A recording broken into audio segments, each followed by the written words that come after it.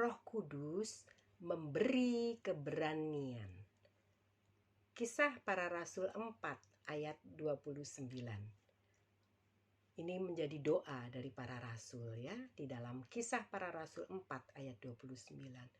Dan sekarang ya Tuhan, lihatlah bagaimana mereka mengancam kami, dan berikanlah kepada hamba-hambamu keberanian untuk memberitakan firman-Mu. Amin. Sepatutnya lah semua orang percaya mau bersehati menaikkan permohonan doa agar kepada para pelayan-pelayan Tuhan, hamba-hambanya, para gembala, saksi-saksi Kristus diberikan keberanian oleh Roh Kudus dan dimampukan untuk memberitakan firman Allah yang murni. Puji Tuhan. Saudara yang kekasih dalam Tuhan, pada waktu itu para imam dan penguasa telah bersatu untuk membungkam kesaksian mereka para rasul. Melalui kasih karunia-Nya dan oleh kuat kuasa Roh Kudus yang mengangkat, membakar semangat mereka, para murid pengikutnya tetap antusias melanjutkan pekerjaan mereka dengan penuh sukacita. Perhatikanlah, di masa-masa penuh ancaman seperti itu, janganlah kita terlampau menyibukkan diri dan fokus untuk mengantisipasi atau ingin mencegah terjadinya kesukaran atau tantangan. Karena kita hanya akan sibuk berpikir, bertindak mengatasi hal itu saja dan kita akan kehabisan waktu. Sepatutnya lah kita ini mempercayakan diri dan pelayanan kita kepada Roh Penolong, yaitu Roh Kudus yang telah dikaruniakan Yesus, Sang Pembaptis Roh Kudus itu. Dan Roh Kudus akan memampukan kita untuk melanjutkan pekerjaan dan tugas pelayanan dengan sukacita dari Roh itu sendiri dan dengan penuh ketetapan hati.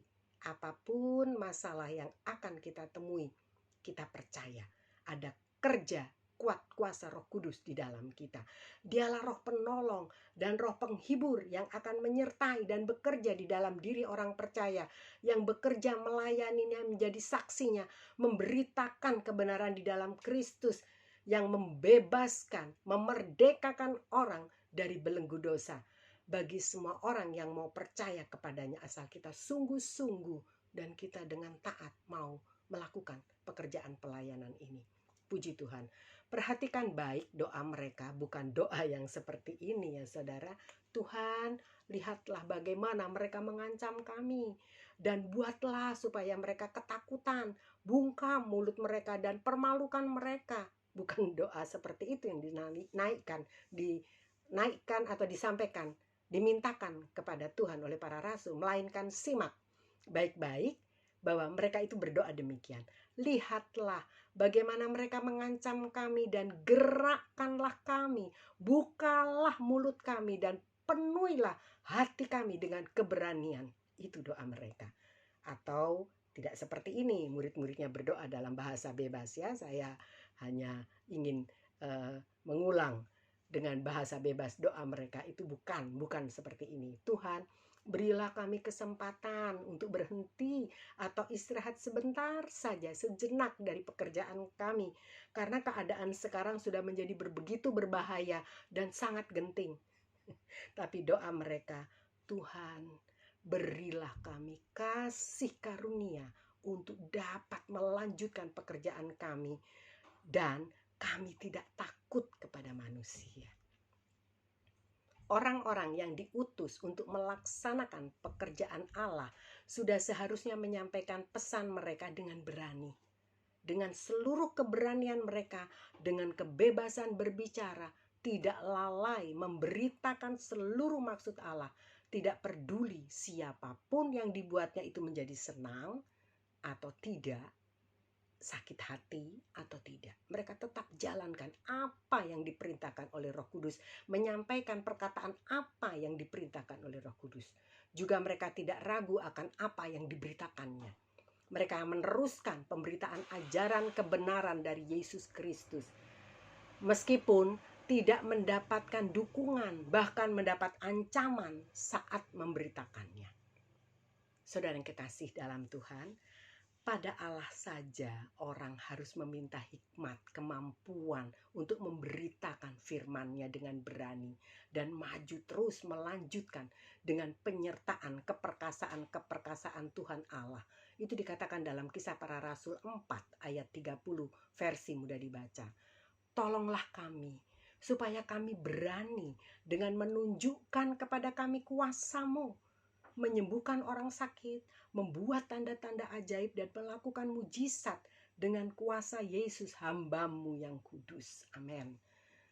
Ancaman musuh yang dimaksudkan untuk melemahkan segala usaha kita dan membuat kita mundur dari pekerjaan pelayanan seharusnya justru semakin mengobarkan keberanian dan tekad untuk terus mau melayani Tuhan. Apapun dan berapapun harga yang harus dibayar. Kita bukanlah orang-orang yang mundur. Ibrani 10 ayat 39. Tetapi kita bukanlah orang-orang yang mengundurkan diri dan binasa. Tetapi kita orang-orang yang percaya dan yang beroleh hidup. Amin. Doa murid-murid dalam Kisah Para Rasul 4 ayat 30 sampai dengan 31 demikian. Ulurkanlah tanganmu untuk menyembuhkan orang dan adakanlah tanda-tanda dan mujizat oleh nama Yesus hamba-Mu yang kudus. Dan ketika mereka sedang berdoa, goyanglah tempat mereka berkumpul itu dan mereka semua penuh dengan Roh Kudus, lalu mereka memberitakan firman Allah dengan berani. Saat itu Roh Kudus memenuhi hidup mereka. Roh Kudus yang memberi mereka kuasa untuk dapat melakukan mujizat demi meneguhkan pengajaran yang mereka beritakan. Pada waktu itu orang lumpuh seumur hidupnya oleh kuasa dalam nama Yesus dapat berjalan. Penyertaan Roh Kudus dan pekerjaan kuasanya mendatangkan keberanian pelayan-pelayan Tuhan, para rasul dalam pekerjaan mereka, selain mereka itu disertai dengan tanda-tanda kehadiran Allah bersama mereka dan kuasa ilahi yang menyertai mereka, supaya mereka memohon Tuhan mengadakan tanda-tanda, mujizat-mujizat dalam nama Yesus yang akan menginsafkan orang banyak dan mempermalukan lawan. Saudara-saudara yang kekasih dalam Tuhan, Kristus telah menjanjikan kuasa Roh Kudus kepada mereka untuk mengadakan mujizat-mujizat sebagai bukti atas pengutusan mereka. Itu dikatakan dalam Markus 16 ayat 17 sampai dengan 18. Namun mereka harus tetap berdoa untuk memperoleh dan untuk dapat menerima kuasa itu dari Tuhan. Dan walaupun mereka sudah menerimanya, mereka tetap harus mendoakan untuk kesinambungan atau kelangsungan kuasa itu tetap ada bersama-sama dalam pelayanan mereka, supaya mujizat-mujizat ini diadakan oleh dan dalam nama Yesus, Yesus anak Allah yang kudus itu, dan namanya lah yang harus memperoleh segala kemuliaan. Tuhan menjawab doa seruan mereka dalam bentuk pemberian kuasa-kuasa juga. Puji Tuhan. Tanda yang diberikan atas jawaban doa kepada mereka adalah: 1. Ketika mereka sedang berdoa, kemungkinan banyak dari antara mereka itu yang berdoa sungguh-sungguh. Mereka berdoa silih berganti, mungkin bergiliran satu persatu sesuai aturan dalam 1 Korintus 14 ayat ke-31. Dan ketika mereka berdoa dengan sungguh-sungguh, goyanglah tempat mereka berkumpul itu. Tiba-tiba turunlah tiupan angin keras seperti yang terjadi ketika roh dicurahkan ke atas mereka dalam Kisah Rasul 2 ayat 1-2, yang memenuhi seluruh rumah yang sekarang menjadi rumah doa mereka. Terguncanglah tempat itu untuk membangunkan dan membangkitkan pengharapan mereka, dan untuk memberi mereka tanda yang dapat dilihat kasat mata, dirasakan oleh indera mereka, bahwa benarlah Allah menyertai mereka. Mungkin juga tanda ini dimaksudkan supaya mereka teringat akan nubuat itu. Aku akan menggoncangkan segala bangsa dan memenuhi rumah ini dengan kemegahan. Itu dikatakan dalam Hagai 2 ayat 8, firman Allah yang hidup. Aku akan menggoncangkan manusia, semua bangsa, dan Dia yang berharga bagi segala bangsa akan datang ke rumah ini, dan aku akan memenuhi tempat ini dengan kemuliaanku. Demikianlah firman Tuhan semesta alam. Hal ini untuk menunjukkan kepada mereka alasan yang mereka miliki untuk lebih takut kepada Allah, sehingga mereka akan berkurang takutnya kepada manusia dan mereka menjadi berani. Tempat itu diguncang supaya iman mereka dikokohkan dan tidak tergoyahkan oleh pengaruh apapun yang timbul dari segala kuasa dan pengaruh duniawi.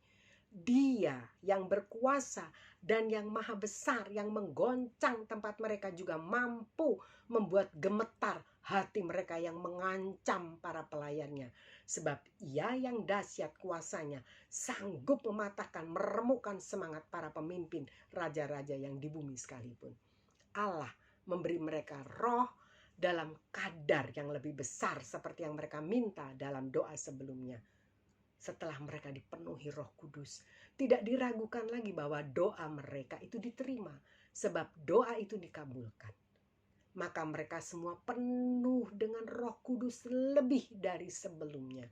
Dengan demikian, hati mereka tidak saja dikuatkan, tapi mereka juga dimampukan untuk memberitakan firman Allah dengan berani dan tidak takut lagi dengan ancaman manusia yang sombong dan tinggi hati. Roh Kudus mengajar mereka bukan saja apa yang harus mereka katakan, melainkan juga bagaimana mengatakannya. Roh Kudus mengaruniakan pembekalan baru dari roh itu sesuai dengan keperluan dalam pelayanan mereka. Mereka penuh dengan Roh Kudus ketika mereka berada dalam persidangan. Kisah Rasul 4 ayat 8.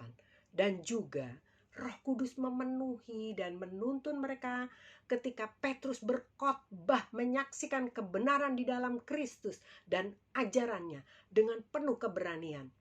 Bagaimana Yesus disalib, bagaimana Dia mati, tetapi Dia bangkit, dan Dia hidup, Dia naik ke sorga, dan Dia memberikan, menganugerahkan Roh Kudus itu bagi mereka. Dan pada saat itu 3.000 orang bertobat, memberi diri dibaptis dan diselamatkan. Kisah Para Rasul 2 ayat 41. Orang-orang yang menerima perkataannya itu memberi diri dibaptis. Dan pada hari itu jumlah mereka bertambah kira-kira 3.000 jiwa. Haleluya. Hal ini mengajar kita untuk menjalani hidup dengan benar-benar mengandalkan kasih karunia Allah sesuai dengan apa yang kita perlu dalam menjalankan tugas pelayanan yang dipercayakan kepada kita. Baik dalam perkara-perkara sekuler, terlebih dalam hal-hal rohani. Kita perlu dituangi minyak baru untuk setiap peristiwa dan setiap tantangan yang baru. Roh Kudus saja yang memampukan dan memberikan keberanian. Dia memberikan terang kepada kita dan menyingkapkan kebenaran firman Allah itu bagi kita. Di tengah-tengah kegelapan dunia ini, Roh Kudus pun menerangi, menyingkapkan apa maksud kehendak dan kebenaran firman Allah yang tidak dapat dipungkiri oleh manusia. Puji Tuhan. Amin. Kiranya kita tetap bergantung kepada Roh Kudus. Kita meminta hikmat-Nya. Segala pekerjaan kita, pemberitaan firman Allah tidak akan berhasil tanpa pekerjaan Roh Kudus di dalamnya. Oleh sebab itu biar kita terus memohon kepada Tuhan. Tuhan, penuhkan aku dengan Roh-Mu. Tuhan, pakailah hidupku, pakai mulutku untuk memberitakan apa yang harus kuberitakan menurut kehendak dari Roh-Mu. Puji Tuhan. Tuhan Yesus memberkati kita semua. Sekali Yesus, tetap Yesus. Haleluya. Puji Tuhan. Amin.